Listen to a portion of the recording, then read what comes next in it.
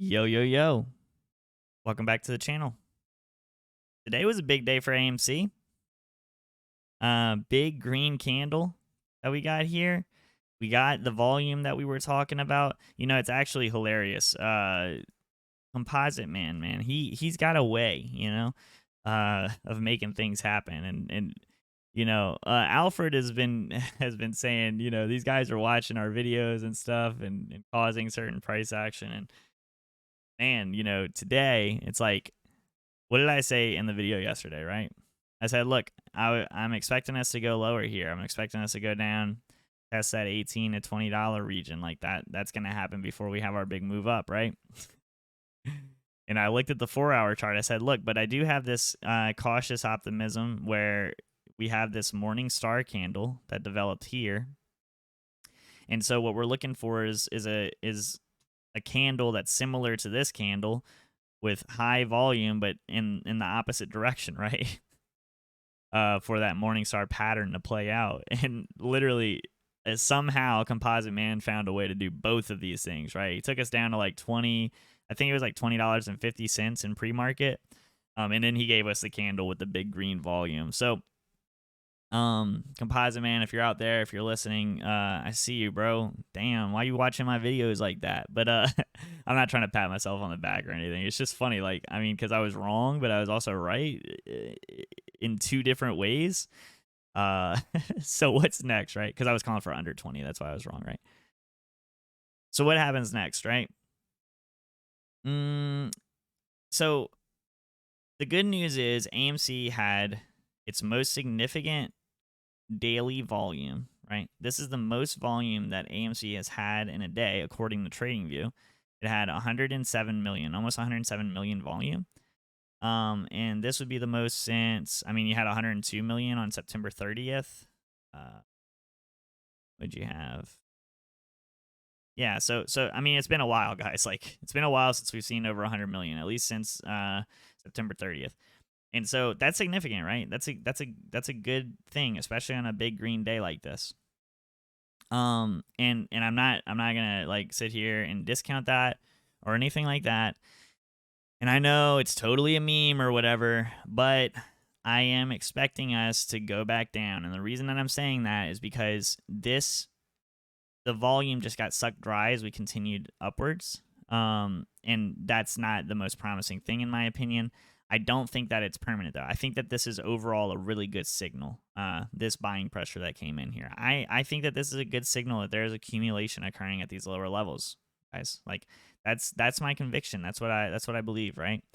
But you also do see here that we had a rising wedge form, right?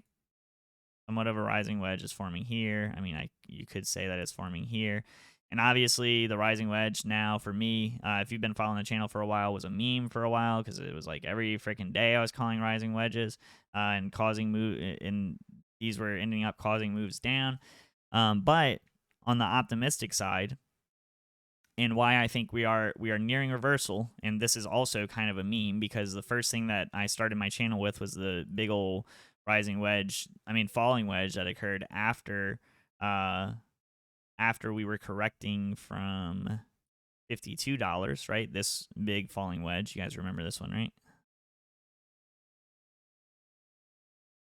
And I mean, it had a few different iterations, but basically it played out the way that we thought it would eventually. So I think that you're in a similar move here. If you want to know more about that, look up Booksy, AMC on YouTube. He talks about the fractal theory, and he's nailed down each individual section of the fractal, and that will help you understand why the same thing keeps happening with this stock, and it seems like you keep on getting torn left and right. But anyway, up and down, whatever.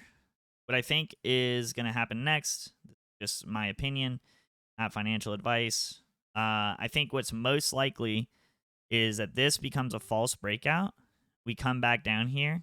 We trade down here for the rest of the week. I think it's possible that we see like this $18.50, $19 sort of price that we saw, like we were talking about coming yesterday. I think that we still haven't played out this bearish move yet. But I also think that the volume is indicative of reversal. falling wedge is indicative of reversal. Let's do an update on our bullish divergence on the RSI, which I'm sure is still there because anything, this would just empower that narrative, right? So this is the 1 hour. You can see the clear bullish divergence, and then it's on the 4 hour as well, I'm sure, right? So, and basically bullish divergence is just an indication that uh, the stock is basically losing momentum to the downside. So it's typically a reversal signal.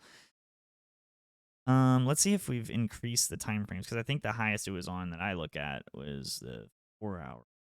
It's clearly here on the 6. Go to the daily. Okay, I think we. Right. Yeah, but you can see here, I mean, from a momentum perspective, this. Oh wait, hold on. Is this divergence? Yeah, it is. Is that a higher low? Yeah, it sure is. It's a slight divergence that could be playing out here on the daily. So, that's good. I mean, this isn't. I wouldn't get out of bed for this sort of divergence if it was on like the, you know what I'm saying? Like if the 4 hour looked like this, I'd be like, okay, yeah, whatever. Like, I don't think that's significant, but it's indicative of momentum shifting. I mean, the daily RSI, this thing is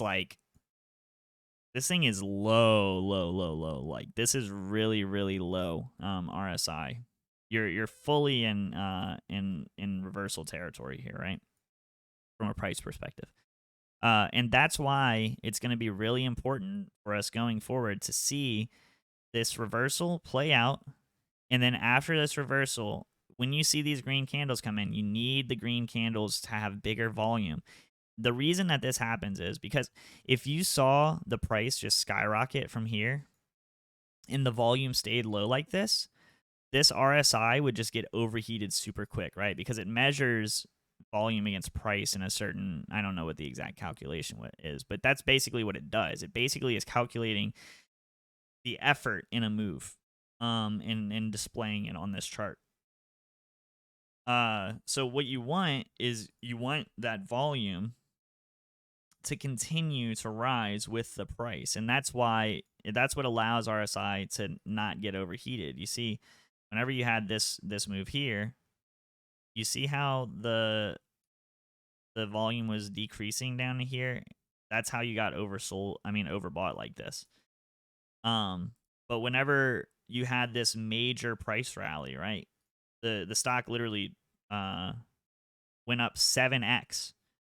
But because the volume was so high, it took you much longer to get overbought, right? You were able to accomplish a lot more price action. So you need the volume. You need the volume to be there. And it happens to bears too, right? That's why bears have been so successful in this move, is because relative to, the recent trading history, they've been able to get a good amount of volume on the downside here. And that's why it's taken RSI so long to get down to these levels, but now we're down here, right? So overall, I mean, to me, you're looking reversally. And I know that I've said that. I mean, I said that here for sure. I said that we looked reversally here, and then we did have a brief reversal, and then I think that I might have been out of town whenever this happened. And so then, I mean, here I would have been like, yeah, I mean, the green volume it's simple, right? The green volume is smaller than this red volume was. I would have been saying, look, I think that this is gonna come back down.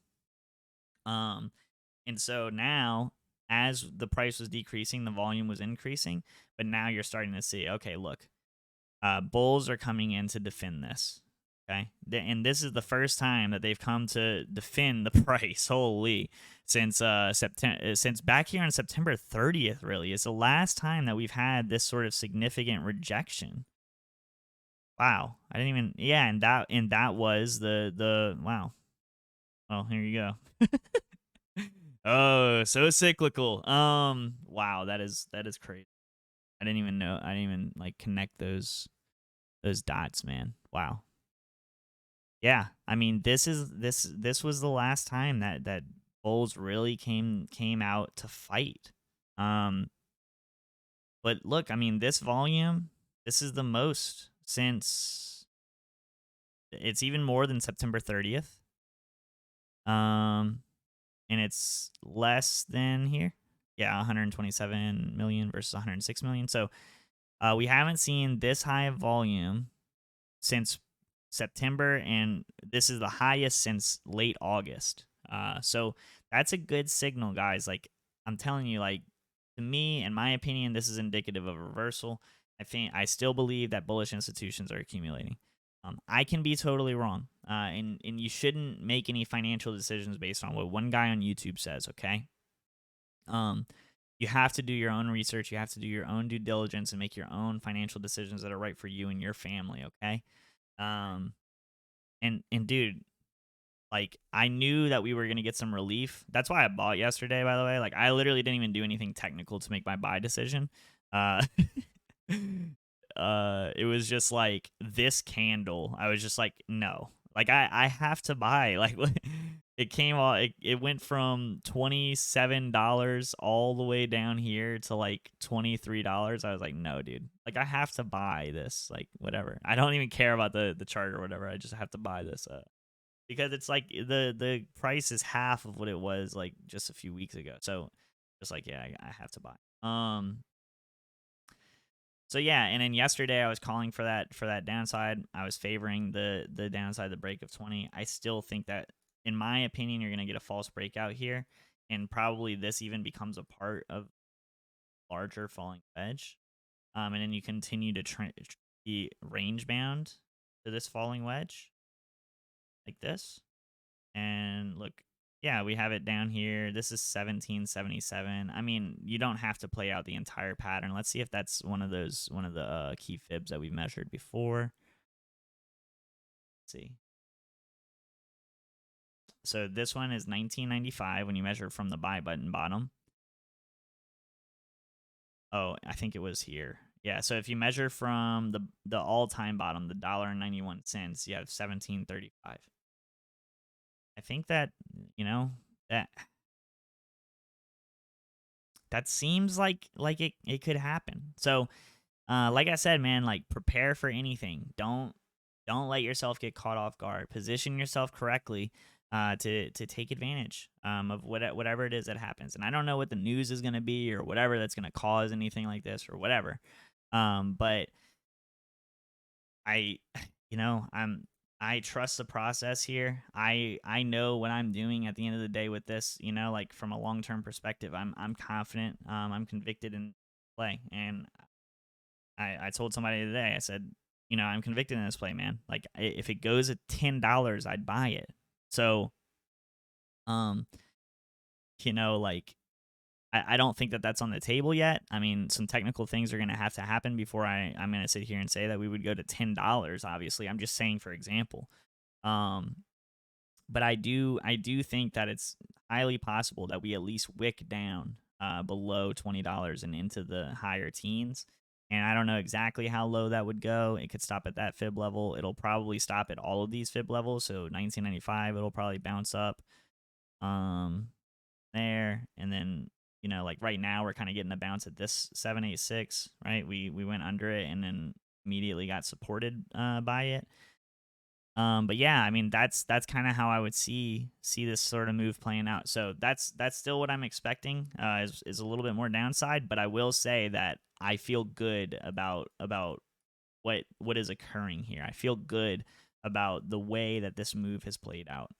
I don't think that this is indicative of a fake out on a larger scale. Short term, yes. But on a larger scale, I don't think it is. So that's my opinion. That's my conviction. Hopefully you enjoyed the video. Hopefully you gained something from it. Yeah, so hopefully you enjoyed it. I know that it's totally the meme, like Dave's always calling for more downside or whatever. Dude, it's not my fault that we're trading in Booksy's freaking algorithm, okay? It's not my fault. I'm sorry. Oh man, this freaking play, dude, I swear. Oh my goodness. All right, you guys take it easy. Have a good rest of your night, and until next time.